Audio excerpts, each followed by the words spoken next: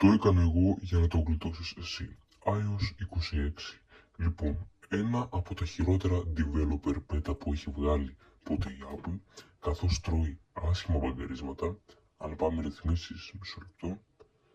Αν πάμε ρυθμίσεις, μπορούμε να δούμε ότι ναι, μεν έχουν αλλάξει πολλά πράγματα και είναι πολύ πιο προσβάσιμο πλέον το προφίλ μας κτλ.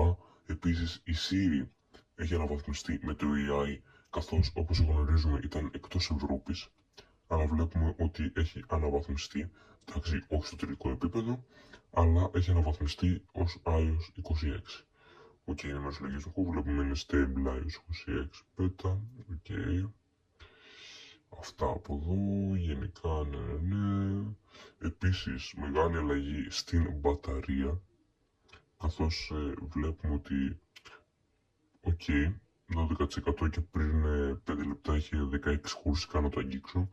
Εντάξει, το θετικό όμως που σου λέει Apple εδώ πέρα είναι ότι με το iOS 26 θα φορτίζει σε μισή ώρα το κινητό σου και σε άλλη μισή θα έχει ξαφορτίσει. Εντάξει, οκ, αυτό μας βολεύει μάλλον. Λοιπόν, εδώ πέρα πάμε να δούμε κάμερα, βλέπουμε εδώ πέρα τα εικονίδια της κάμερας πώς έχουν αλλάξει.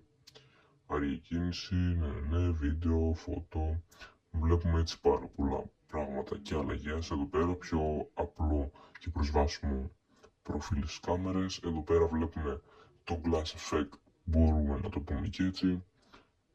Αλλαγή εδώ πέρα, ναι. Εδώ βέβαια δείτε ένα τεράστιο λαγκάσμα που τρώει. Οκ, εντάξει. Είναι πρώτο developer beta, το κατανοώ. Επίσης το οικοσύστημα θυμίζει πάρα πολύ iOS 7, μπορώ να πω. Πείτε μου και στα σχόλια τι πιστεύετε. Αυτά πάνω κάτω, δεν βλέπω κάποια άλλη τεράστια αλλαγή. Εκτός βέβαια όπως είπαμε στα εικονίδια που πιστέψτε με και εγώ θα προτιμούσα του iOS 18 που είναι τώρα. Οκ, αυτά πάνω κάτω. Για νεότερα κάντε like και follow και εμείς θα τα πούμε σε ένα επόμενο μας βίντεο.